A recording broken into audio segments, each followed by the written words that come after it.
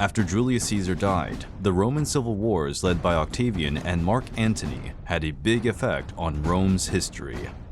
They led to the creation of an emperor-led government, which put an end to the Roman Republic for good. In today's video, we will look at the beginning of that war.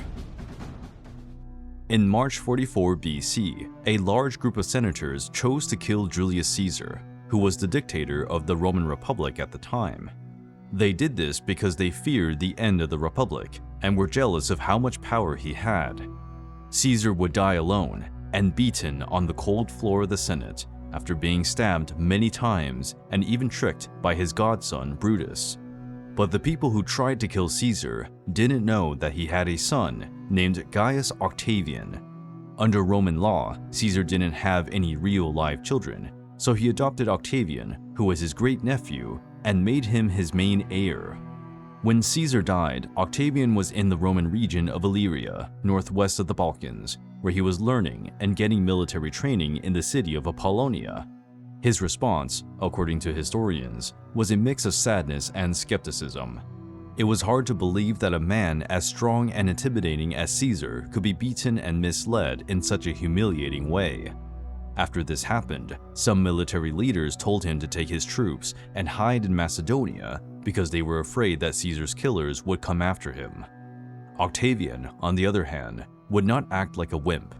He didn't run away. Instead, he sailed towards Italy. After arriving in Lecce, Octavian learned what was in Caesar's will. He chose to honor Caesar's memory by taking over 2/3 of his lands and becoming his political heir. After that, Octavian changed his name to Gaius Julius Caesar, which was the name of his great-uncle. Roman citizens who were taken in by a new family usually kept the form of their old name, called a cognomen, even though they received a new name. But now, things started to get out of hand. Octavian couldn't get to the top of the Roman political order with just his small amount of money, so he had to think freely. After Caesar's forces gave Octavian a warm welcome at Brundisium, he asked for a share of the money that Caesar had set aside for a planned war against the Parthian Empire in the Middle East. This was worth 700 sesterces, which were kept at Brindisi, an area in Italy where military actions in the east were planned. Later, in 44 BC, Octavian made another bold move when, without permission from the government, he took the yearly payment from the new eastern province of Rome that was sent to Italy. Octavian started to strengthen his own army by adding Caesar's experienced legionnaires and troops sent to the Parthian War. He did this by stressing that he was Caesar's heir. On his way to Rome, Octavian marched through Italy. His presence and newly gained money drew a lot of people, including Caesar's old soldiers stationed in Campania. In June, he put together an army of 3,000 loyal soldiers and each gave them 500 denarii as pay. When Octavian got to Rome on May 6, 44 BC, Caesar's old partner, the consul Mark Antony, was in an uncomfortable truce with the people who killed the general. On March 17th, they were given a general pardon, but Antony's angry speech at Caesar's funeral drove most of them out of Rome and made people hate the people who killed the general even more. Mark Antony was gaining political support, but Octavian still had a chance to beat him and become the leader of the group of people who backed Caesar. Antony lost the backing of a lot of Romans and people who liked Caesar when he first voted against making Caesar a god. During the summer, he won the support of Caesar's followers and got close to Caesar's old enemies, the Optimates, who saw him as the lesser of two evils and hoped to control him. In September, Marcus Tullius Cicero, who was the best speaker in the Senate, started making statements against Caesar in which he said that Antony was a threat to republican order. Mark Antony was having a tough time. People were starting to dislike him more, and, to make things worse, his year as consul was ending. Antony tried to make laws that would give him the region of Cisalpine Gaul. He did this to protect himself and keep some of his power. In the meantime, Octavian put together a private army in Italy by recruiting soldiers of Caesar's army. On November 28th, he used a very generous cash offer to win over 2 of Antony's troops. Antony saw that living in Rome was dangerous because of Octavian's great and skilled strength. To the satisfaction of the Senate, he left Rome for Cisalpine Gaul, which was to be given to him on January the 1st. But the province had already been given to one of Caesar's killers, Brutus, who didn't accept the Senate's plans to stop the battle. This Senate, which was getting weaker, didn't have an army to back up its decisions. It gave Octavian a chance, since it was already known that he was in charge of a considerable amount of troops. Cicero defended Octavian in the Senate when Antony made fun of him for not being from a royal family. He even said that Rome had no better example of traditional piety among young people than Octavian. On January the 1st, 43 BC, the Senate made Octavian a senator because of Cicero's urging. Octavian was given imperium pro praetore, power of command, which made his command of troops legal, making it possible for him to be sent to relieve the siege together with Aulus Hirtius and Gaius Vibius Pansa Citronianus, who were the consuls of the Roman Republic in the year 43 BC. He began working on January the 7th, which he would later remember as the start of his public job. The end was sad for both Hirtius and Pansa, who were consuls. Both died. But for Octavian, it was a glorious end. Antony's forces lost both the Battle of Forum Gallorum on April the 14th and the Battle of Mutina on April the 21st. This made Antony withdraw to Transalpine Gaul. This was his first big win, and it gave the young man a taste of the fame he wanted. But his happiness stopped soon after the battle, and it was replaced by a fierce anger. This was because the Roman Senate, which had asked Octavian for help, thought that Brutus had been much more important than Octavian in the battles against Antony. Because of this, they gave Brutus much better rewards and even considered him giving charge of the consular troops. Octavian was angry and felt that Rome had discredited them. He had a strong reaction by staying in the Po Valley, refusing to help in any new attack against Antony. After this, in July, Octavian sent a group of centurions to Rome. They asked for the consulates left empty by Hirtius and Pansa, and for the order that made Antony a public enemy to be revoked, but they were turned down. He was tired of the Roman high circles and decided to do something about it. He took 8 troops and marched through the city. The Republic's army was small, so Octavian didn't have much trouble. Then, after another important win, on August the 19th, 43 BC, he was voted consul, which was the top rank in the Republic. His relative, Quintus Pedius, became co-consul, but power struggles never stopped in Rome. While Octavian was having a party, Mark Antony made a deal with Marcus Aemilius Lepidus, another one of Julius Caesar's old allies, which gave him even more power. Octavian knew that this union would be a danger to his power, so he made a strategic choice. He opted to join forces with Antony and Lepidus, who were his worst enemies, so that all of Julius Caesar's supporters and troops would be on the same side, at least for the time being. They set up the Triumvirate, a group of 3 top figures who worked together to run the country. After everything was settled, Octavian, Antony, and Lepidus met near Bologna in October 43 BC and formed the Second Triumvirate. The Senate gave them their powers on November the 27th. This clear assignment of special authority for 5 years was then made official by a law passed by the common people. This was different from the First Triumvirate, which was made up of Pompey, Julius Caesar, and Marcus Licinius Crassus, without any official backing.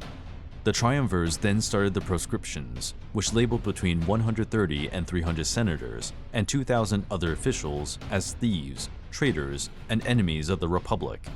This made it possible for all of them to be punished. Also, many of those who fought back were killed right away. It's important to remember that the trio issued this order in part because they needed to raise money for the wages of their troops for the upcoming battle against Marcus Junius Brutus and Gaius Cassius Longinus, who killed Caesar. This is supported by the fact that the Romans were more likely to catch the new criminals if they could get money for putting them in jail or killing them. This was good for the triumvirate and the bounty hunters. The rulers could keep the prisoners' goods and property, and those who brought Rome's new enemies to justice made a lot of money. Anyone could kill an outlaw and get a share of his property if he brought his severed head to the authorities. During this dark time in Roman history, some of the outsiders were able to leave the country, but many more died. This time in Rome was so violent that each member of the Second Triumvirate tried to put the blame on the other two. But many people were surprised that the young Octavian wanted to kill so many people he didn't like. Over the years that followed, Octavian got a bad reputation for being too cruel. On January the 1st, 42 BC, after Julius Caesar had died, the Senate made him Divus Iulius, a god of the Roman state. It was the highest honor for the greedy Caesar, who had now had the right to be honored for all time. But Octavian also profited from this. He was able to win the respect and favor of so many important Romans by emphasizing that he was the straight heir of a god and the son of a divine. But after this had happened, it was time to go back to war. Many of the people who killed Caesar were still free and planning to kill Octavian. Mark Antony and Octavian sent 23 legions across the sea to fight Brutus and Cassius's armies, which were based in Greece.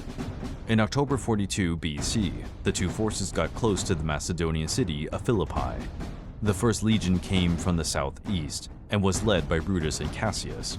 Mark Antony and Octavian came from the west, wanting to get back at those who killed Caesar. Everyone wanted to fight. But, strangely, the first big problem the troops faced had nothing to do with war. Instead, it was a logistics issue. Brutus and Cassius's men used Neapolis as a supply base. This meant that the people in charge of bringing food to the fight had to cross mountains to get there. At the same time, Octavian and Mark Antony's men were using Amphipolis, which was even further away. This made it hard for them to get things done. Mark Antony tried to get around Philippi by making a bridge across the waters south of the city. Brutus and Cassius were in the best spots, which were two small hills west of Philippi.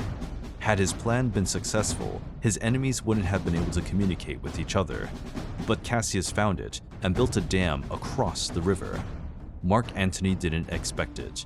But while his opponent was busy, he told his men to attack Cassius's camp.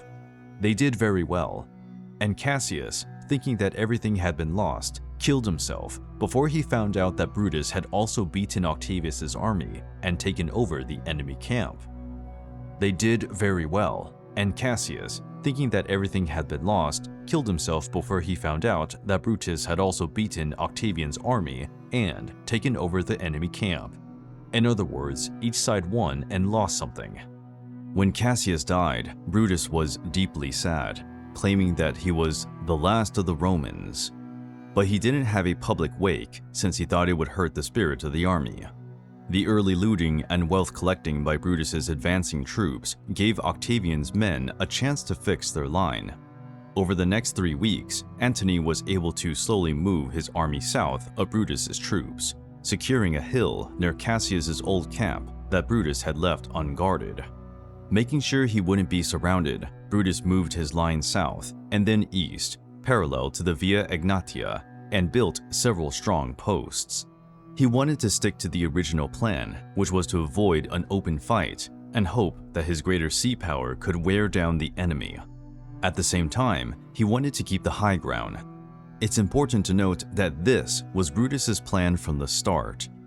His strategy was to get a good defensive position and then use his naval advantage to stop the triumvirs from communicating with their supply base in Italy.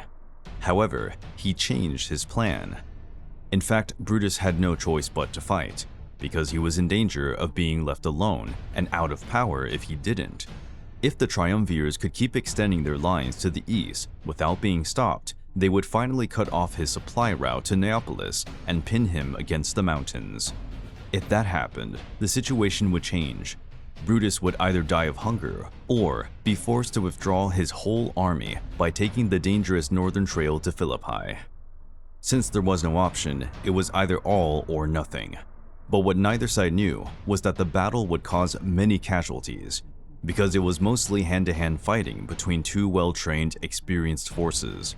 For the most part, troops didn't use long-range weapons like darts or javelins. Instead, they stood in lines and fought with their swords.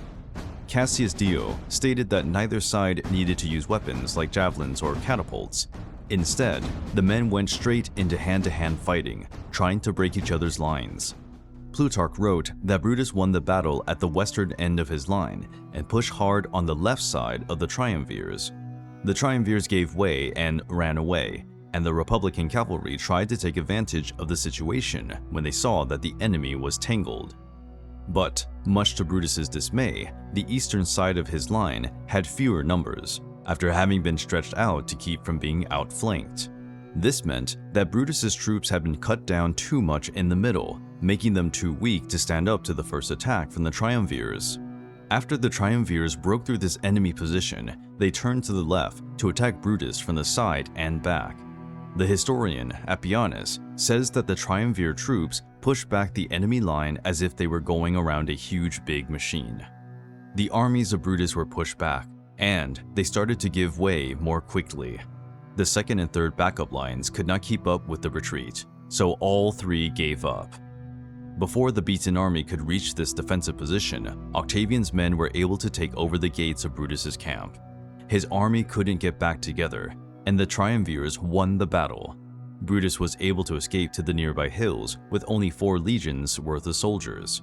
He killed himself, knowing that he would have to give up and be captured. After the 2 major battles at Philippi, Octavian and Antony's men could enjoy the breakthrough win. Mark Antony later used the fact that his forces won both fights to ridicule Octavian. Antony said that Octavian was a coward for giving military power to Marcus Vipsanius Agrippa. He also deemed himself responsible for both wins. Even with all of this, it is still important to say that Antony got most of the credit from the Romans for this victory. Many people saw that, besides being a great military leader, he was also a man of honor and pride due to how he treated the kidnapped aristocrats and the rest of the defeated. Despite their egos and quarreling over who deserved more credit, what was important for both was that they were able to beat their main enemies on the battlefield. And, to help the winners, the rest of Brutus's troops were brought together, and about 14,000 men joined the army of the triumvirs.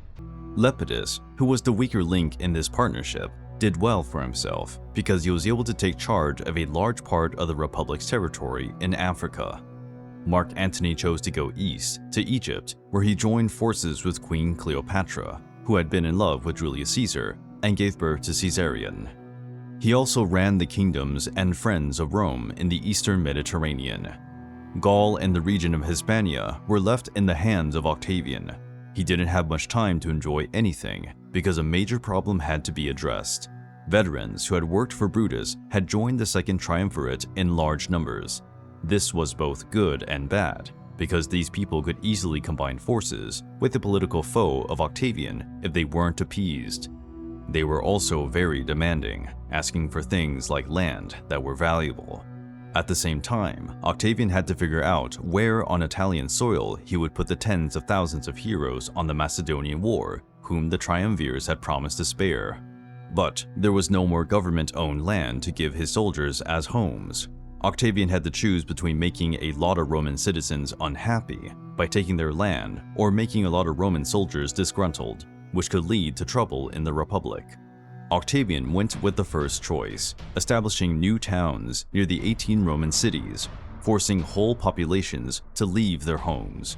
But, as expected, the people did not agree with these measures right away. There was plenty of anger towards Octavian due to how his forces were treated. This made many people want to support Lucius Antonius, who was Mark Antony's brother, and was backed by the majority in the Senate. While another enemy was starting to show up, the power games in Rome were going full speed ahead. Octavian asked his wife, Claudia, for a divorce. This represented another issue, as she was Fulvia's daughter, Mark Antony's first wife. When Octavian got tired of the young woman, he sent Claudia back to her mother, claiming that they had never been married. Fulvia chose to act. In an extremely dangerous move, she and Lucius Antonius put together an army in Italy to fight against Octavian.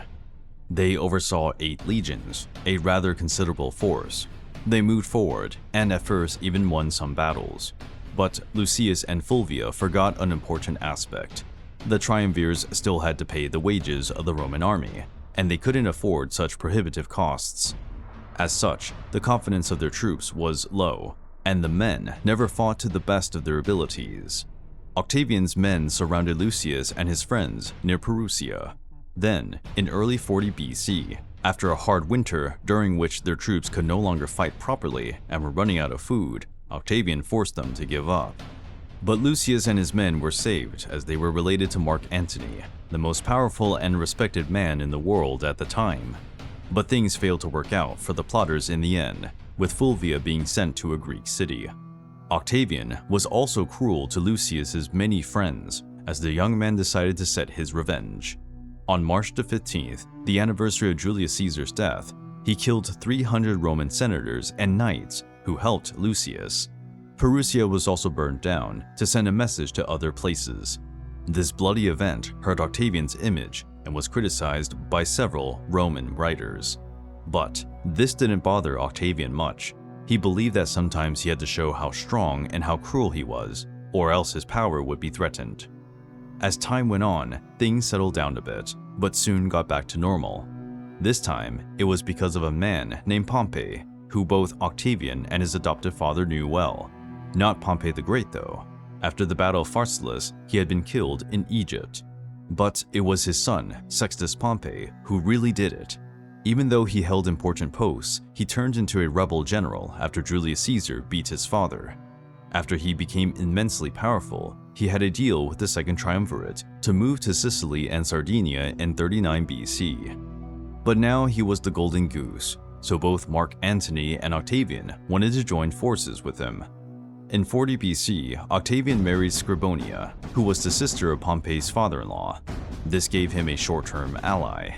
Just over a year after they got married, Octavian's only natural daughter, Julia, was born to his new wife. Ironically, she gave birth to Julia on the same day he left her to marry Livia Drusilla. In Egypt, Antony began having an affair with Cleopatra, with whom he had twin boys. Albeit happy there, he was worried. He knew that his relationship with Octavian could not last forever and would get worse at some point, so he chose to do something to stop that from happening. Antony left Cleopatra and went to Italy in 40 BC with a major army to fight Octavian. There, he quickly put Brundisium under siege, but this clash didn't go extremely far, as both Octavian and Antony couldn't handle the new conflict. Their centurions, who had become important political players, wouldn't fight a Caesarian cause. While Antony was on his way to see his wife, Fulvia, she suddenly got sick and died. Fulvia's death and the rebellion of his centurions made it possible for the two surviving triumvirates to get along, at least in the short term. Having achieved peace in the fall of 40 BC, the two most powerful men in the world signed the Treaty of Brundisium, which was meant to make the second trio stronger once more. Lepidus would stay in Africa, Antony would stay in the east, and Octavian would stay in the west. The Italian peninsula was left open so that anyone could find forces there, which did not help Antony very much. And, on top of all of that, in late 40 BC, Octavian set up a marriage between his sister, Octavia, and his worst enemy to strengthen his partnership with Antony. Peace had been made once again. Like always, it would end soon after. As Sextus Pompey's power grew, he chose to threaten Octavian by stopping grain from being sent across the Mediterranean Sea to the Italian peninsula. This was Pompey's plan to cause a general famine in the areas where Octavian was in charge. It is important to note that he had good reason to be confident enough to face Octavian. By this time, he had put together a strong army and a fleet of large boats. Many of his father's slaves and friends, as well as what was left of the Optimates, joined his cause in the hope of saving the Roman Republic, which was quickly becoming an autocratic kingdom. Many slaves who joined Sextus were from the patricians' towns. In short, he wasn't just another rival. Octavian chose to talk as he had many problems to solve. The Pact of Misenum was made in 39 BC. It ended Pompey's ban of trade, and, in exchange, he was given control of Sardinia, Corsica, Sicily, and the Peloponnese. But it wouldn't be like this for long. After a fleeting time, the deal between the Triumvirate and Sextus Pompey about the land started to fall apart. On January the 17th, 38 BC, Octavian divorced Scribonia and married Livia. One of Pompey's navy leaders turned on him and gave Corsica and Sardinia to Octavian, which made their relationship even worse. But Octavian knew he had to get help. He realized that his troops didn't have enough means to fight Pompey on their own. So, he made a deal that made the Second Triumvirate last for another 5 years, from 37 BC. He also started getting ready for the coming war by telling his friend Marcus Agrippa to arrange plans. Then, Agrippa cut off part of the Via Arcellana and dug a tunnel to connect Lucrine Lake to the sea. This was done to turn it into a port called Portus Julius. Ships were taught how to fight at sea at the new port. There was a new fleet made up of 20,000 rowers and freed slaves. The new vessels were made much bigger so that they could carry more marine infantry teams that were being trained at the time. Mark Antony also chose to help at that moment, but it was clear that it wasn't out of kindness. He wanted to get support for his own war against the Parthian Empire to get revenge for Rome's loss at Carrhae in 53 BC. Then, at Tarentum, another deal was made. Antony gave Octavian 120 ships to use against Pompey, and Octavian was to send 20,000 soldiers against Parthia to be used by Antony. But Octavian only sent a tenth of what he said he would, which Antony considered an insult. Despite their problems and differences, they were ready to fight. So, in July 36 BC, 2 fleets left Italy, and the other triumvir Lepidus sent a third fleet from Africa to attack Pompey's base in Sicily. Agrippa, a friend of Octavian, met Pompey's forces at Naulochus. Both fleets had 300 ships with artillery, but Agrippa's were bigger and stronger. They were armed with the harpax, a Roman catapult-style hook that could catch an enemy ship and then pull it alongside for boarding, and the corvus, a kind of bridge with a metal tip that could be thrown onto the deck of an enemy ship. When the Romans tied the 2 ships together, they could use them as bases for fighting. When the battle started, Agrippa halted Sextus's more maneuverable ships. After a long and bloody encounter, he was able to beat his enemy. 3 of his ships were lost, but 28 of Sextus Pompey's vessels were sunk, 17 escaped, and the rest were burned or taken. It was a victory for Octavian, but it didn't make up for the fact that, in the same month, he lost a fight near Taormina and was badly hurt. Lepidus, on the other hand, got most of his army to land and then destroyed the heart of Sicily. In 36 BC, Sextus ran away from it and went to Miletus. In 35 BC, Marcus Titius, an ally of Mark Antony, caught and killed him without a hearing. This was against the law because he was a Roman citizen who had the right to a trial. They had won, but as usual, this did not stop them from playing for power. The triumvir's rising mistrust got worse as soon as the Pompeian rebellion was over for good. This was clear when Octavian went to Lepidus's camp, and the men there praised him as Caesar's son. Lepidus then did something risky by pushing his friend out of the camp. This happened because Lepidus and Octavian accepted Pompey's troops' surrender, with Lepidus believing he could claim Sicily for himself. It didn't work out. A large portion of Lepidus's army went over to Octavian's side because they were tired of war and because the young Caesar's son promised them money. Octavian accused a weak Lepidus of taking over power in Sicily and trying to start a revolt. This gave him the footing he needed to get rid of Lepidus for good, which was something he had wanted to do for a long time. Lepidus was humiliated and had no chance of winning. He surrendered and lost his position in the triumvirate. But he was allowed to keep his title as Pontifex Maximus, overseeing all the priests. His time in the public eye was over, and he moved to a house on Cape Circio in Italy. After that, Octavian oversaw the west, and Antony oversaw the east. With the former's help, the people of Rome managed to have peace and security in their part of the kingdoms by keeping their property rights. And, to avoid the problems that came up after he beat Brutus, he settled the troops he had dismissed outside of Italy. At the same time, Octavian sent back 30,000 slaves to their former Roman owners.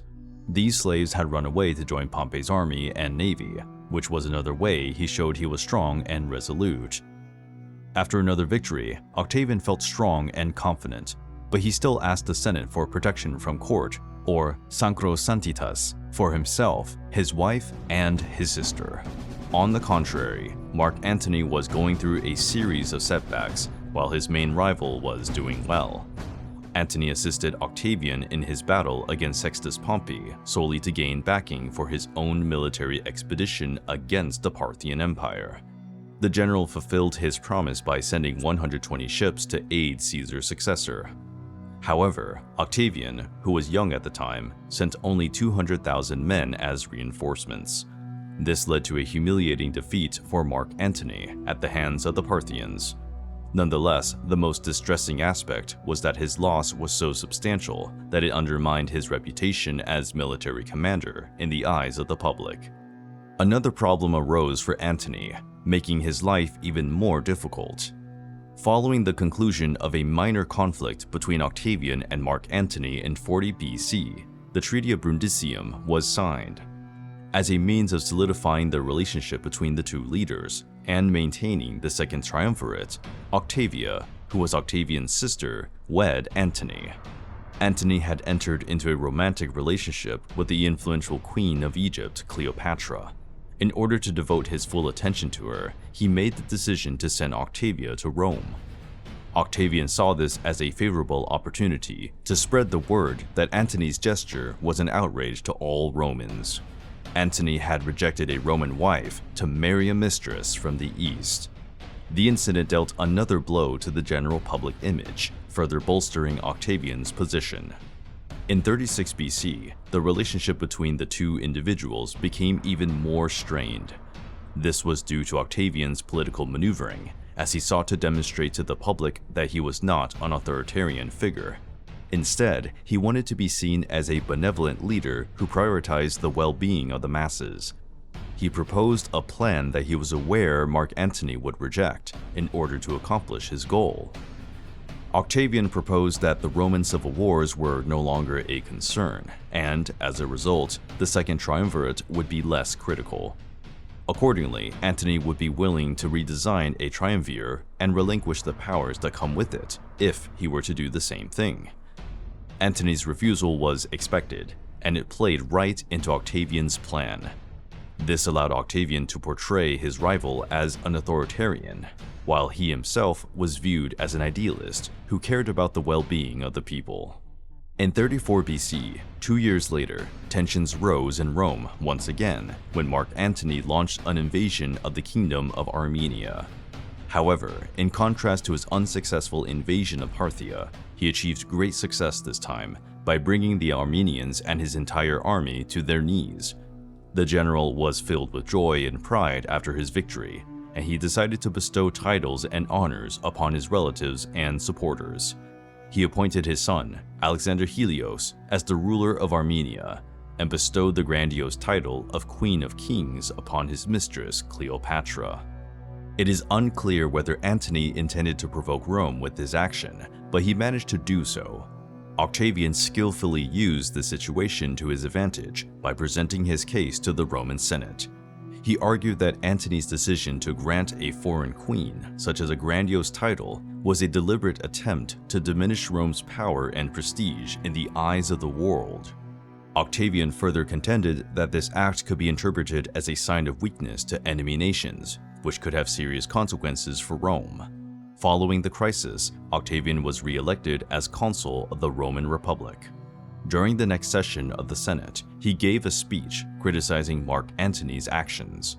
Octavian specifically mentioned that granting titles to relatives, giving territories that should be controlled by the Republic to allies, and giving up a foreign queen a prestigious title was unacceptable to any Roman, which angered him greatly.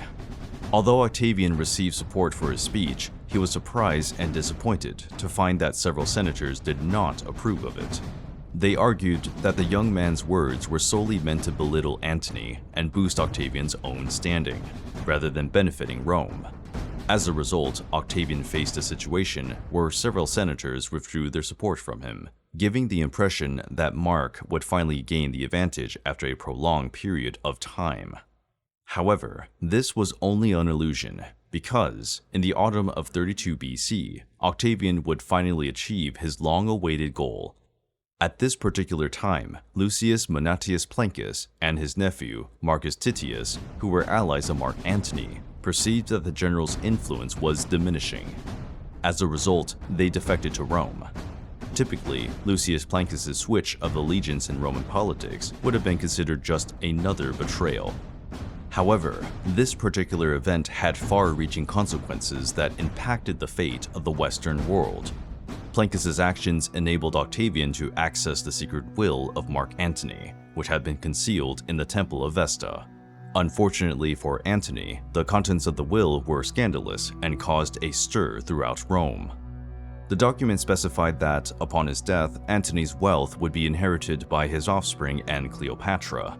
It also outlined that his children would rule as monarchs in the regions that Antony had conquered. Additionally, the document called for the construction of an opulent tomb where Antony and his queen could be laid to rest side by side. Octavian presented the information to the senators, who were immediately disgusted by the contents of the will. However, eventually an impasse was reached. Octavian urged the Senate to declare war promptly against Antony and Cleopatra, as they posed a threat to Rome and would be considered as enemies of the state. The senators were hesitant to launch military attacks against a revered Roman hero. Octavian was determined to have his way and did not allow anyone or anything to interfere with his plans. He relentlessly pursued the senators who backed Antony and cleverly argued that their actions were not of an act of war against Antony, but rather Cleopatra, who was an enemy of the Roman people and a traitor to the Republic. As a consequence, in the latter part of 32 BC, the Senate initiated a war against Cleopatra's government in Egypt.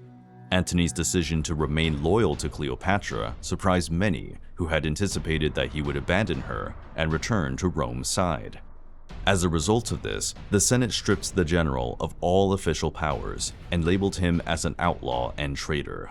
At this juncture, to Octavian's utter dismay, approximately 40% of the Senate, along with 2 consuls, departed from Rome and aligned themselves with Mark Antony, opting to fight on his behalf.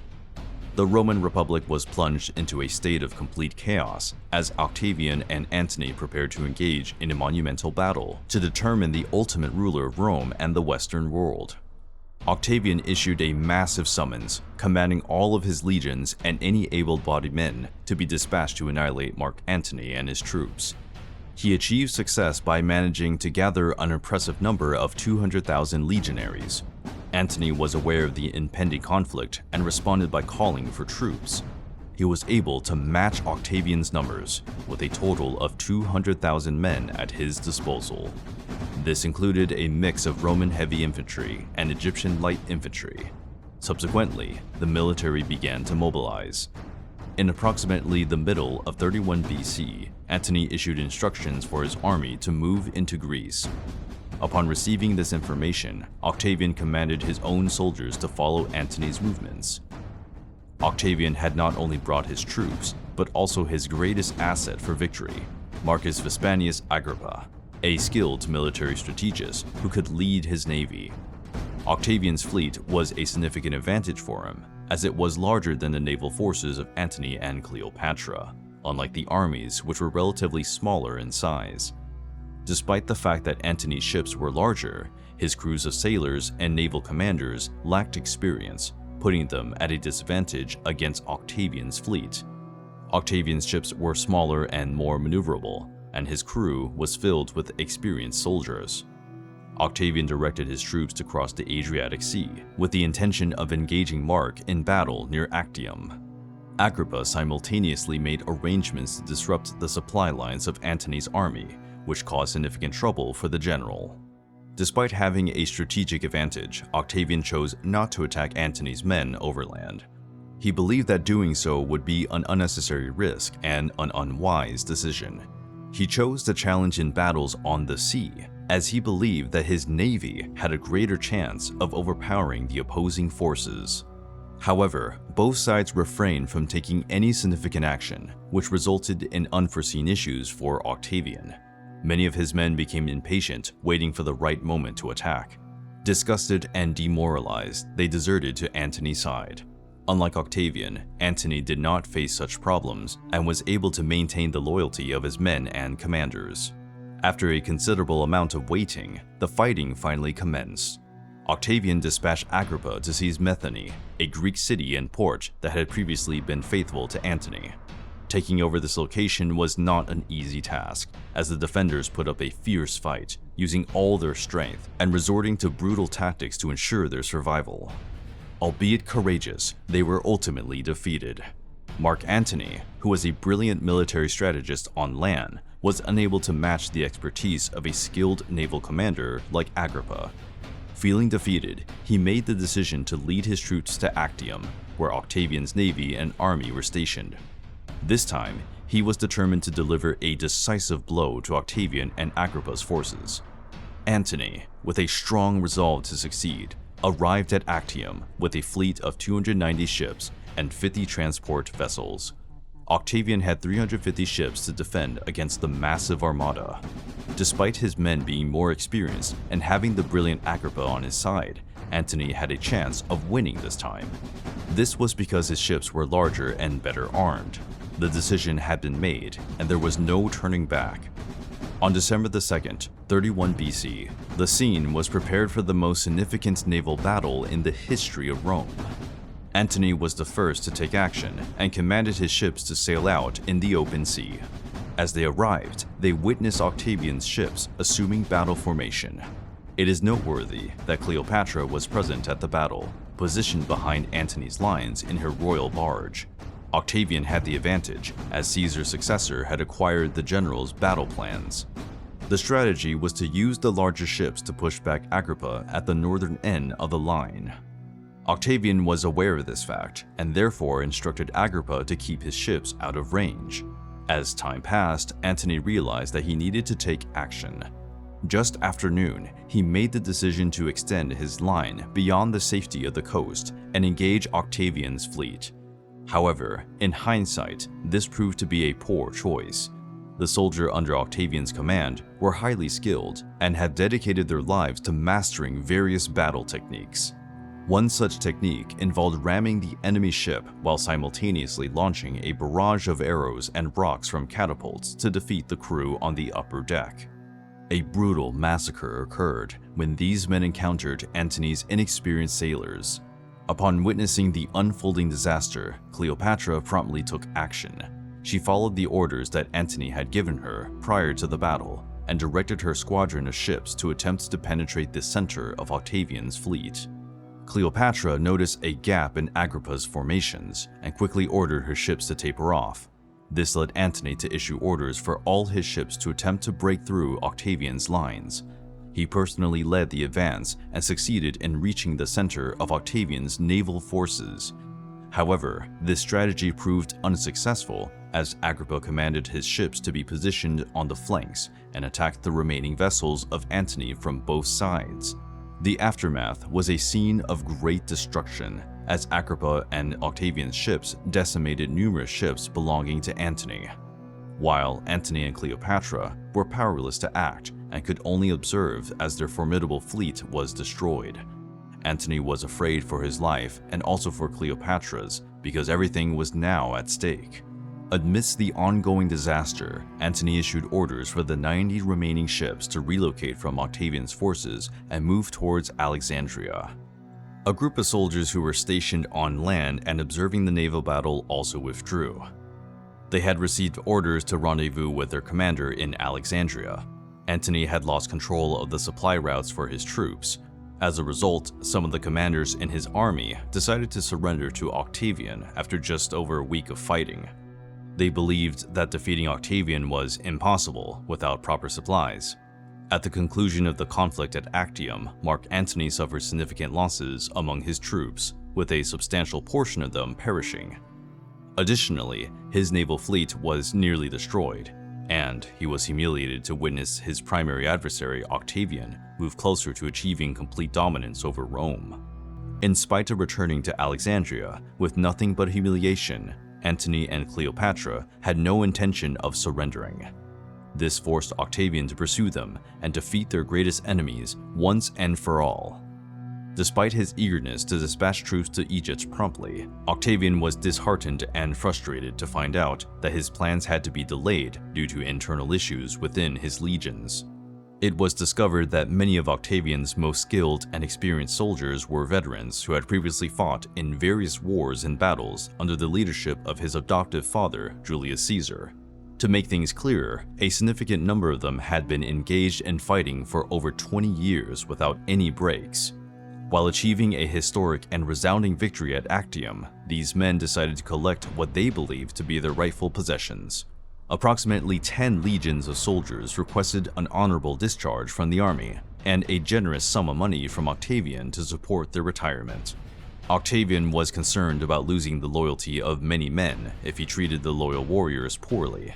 As a result, he had to comply with the wishes of the majority of the older legions who made a request. This allowed him to end their time in the army. After successfully resolving the issue with his men, Octavian eagerly awaited the end of winter and instructed his troops to prepare for battle against Antony once again. However, this time, the clash would take place in Alexandria, far from their current location. Nevertheless, Octavian was aware that he required a meticulously crafted strategy to pursue his adversary, even if it meant sacrificing all that he had worked tirelessly to achieve in the past few years. The most apparent strategy was to deploy his troops on boats and leverage his formidable navy to obliterate Alexandria. However, Octavian dismissed this strategy, since he realized that relying solely on naval tactics would not be sufficient to vanquish Antony and his staunch supporters permanently. Octavian was aware that numerous puppet kingdoms in Asia remained faithful to Mark Antony, and had even provided military support during several of his campaigns. He realized that, in order to completely eliminate any opposition against him, he needed to do more than just defeat Antony in Alexandria. He also needed to regain control of the puppet kingdoms. Due to various circumstances, in the spring of 30 BC, Octavian made the decision to abandon his initial plan of attacking Antony by sea. Instead, he determined that a more effective strategy, albeit a lengthier one, would be to send his troops through Asia by land. The plan turned out to be very wise. As his powerful army marched to find Mark Antony and Cleopatra, he prevented his enemy from regrouping the troops loyal to him in the area. This made it impossible for the general to maintain control over them. As the virtually unstoppable march was underway, Mark Antony made preparations to defend himself. Nonetheless, his situation was quite challenging. Following his catastrophic defeat at Actium, Antony made the imprudent decision to retain the majority of his troops in Greece. The army was truly remarkable, comprising of 23 legions and over 15,000 cavalry. In most situations, they were capable of defeating any other military force in the world. However, this particular scenario was an exception. The formidable army soon depleted their essential supplies, rendering them unable to engage in combat effectively. As a result, they surrendered, leading to Antony's loss of many valuable men. Despite the unfavorable situation, Antony had some influential supporters who could help him. Lucius Panarius was one of the rulers of Cyrenaica, a region of Libya. Antony could pose a significant threat to Octavian with the support of Lucius's troops. However, the actual outcome was different from what was expected. Upon realizing that Octavian was likely to emerge victorious over Mark Antony, Panarius made the strategic decision to switch alliance and align himself with Octavian, instead of remaining loyal to the once triumphant Roman general, Mark Antony. Upon discovering that his valuable ally had switched to his side, Octavian issued orders for Lucius Panarius to engage large-scale movements. A decision was made to send 4 legions under the command of Lucius to move towards the east of Alexandria, while the troops under the command of Octavian would approach from the west. After discovering Panarius' betrayal, Antony and Cleopatra readied themselves for a final battle, realizing that their chances of fleeing, as they had previously done at Actium, were now slim to none. Octavian's troops, along with most of Panarius' forces, swiftly arrived in Alexandria and began to besiege the city without delay. Octavian had yet arrived at the battlefield, causing Antony to believe that the best course of action would be to engage Lucius's troops, assuming they were a smaller force. Antony believed that if the plan succeeded, they could withstand Octavian's forces for a long period of time. Without Panarius' assistance, Octavian's forces would be a more manageable opponent. Antony instructed nearly all of the remaining 30,000 men under his command to prepare for an attack on Panarius' troops. After assembling the military, they were ordered to advance and destroy Lucius's men to keep the hope of victory alive, even if it was faint. Unfortunately, the plan did not go as intended. Antony's troops made the mistake of greatly underestimating their adversary. As a result, they found themselves facing a much more prepared and larger enemy force than they had anticipated. According to some historians, Panarius had a numerical advantage of over 10,000 men compared to Mark Antony. However, there are others who argue that Panarius' lead was even more significant, with Lucius commanding up to twice the number of soldiers as his opponent. Despite the disastrous and bleak scenario, Antony refused to surrender. The events that ensued were a gruesome and dreadful battle, during which Antony made the futile attempts to fending off the opposing army. Despite the courage of his men and his strong leadership, Panarius' numerical advantage made it nearly impossible for them to overcome Lucius's army.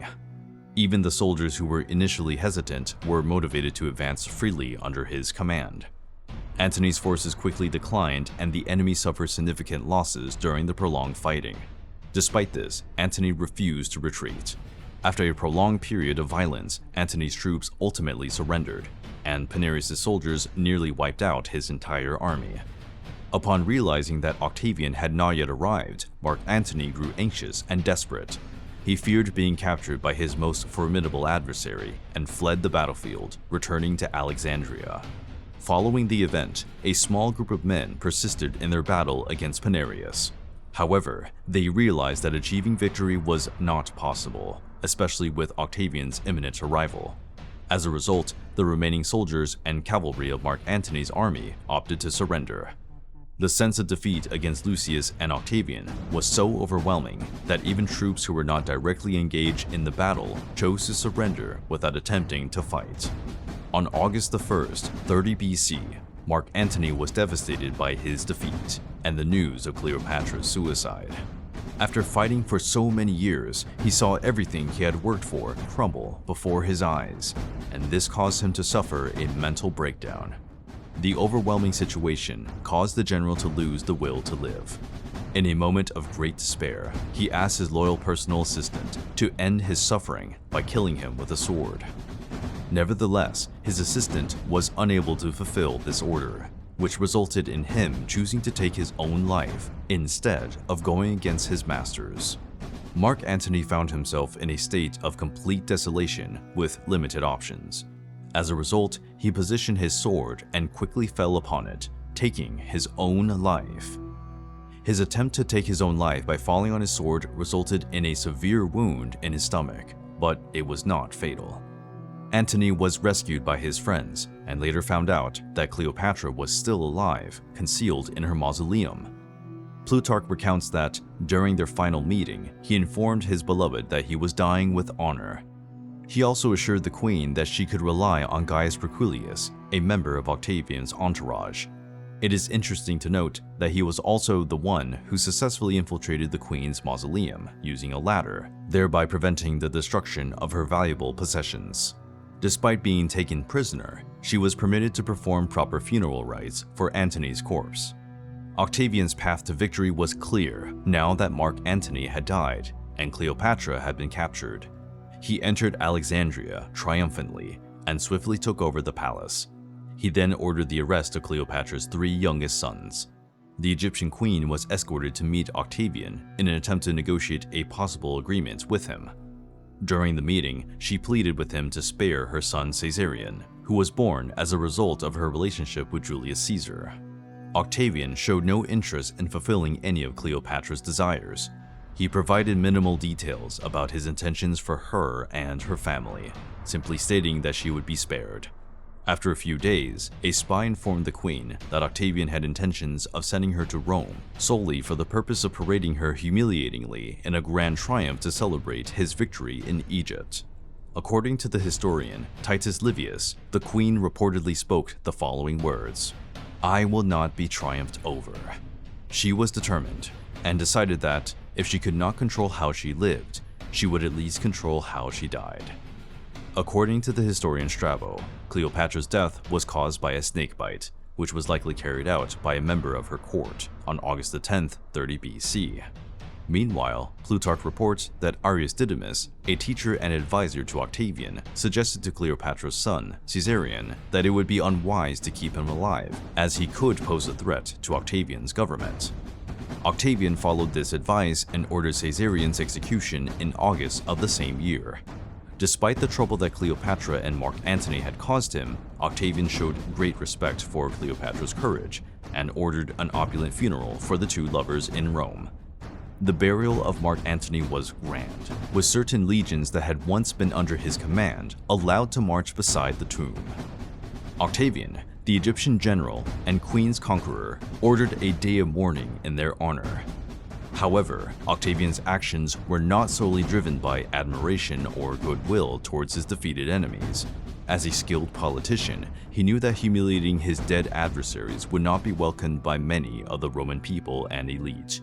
Consequently, he took great care to be seen as a benevolent man who respected even his mortal enemies, proving to be a wise and insightful political maneuver.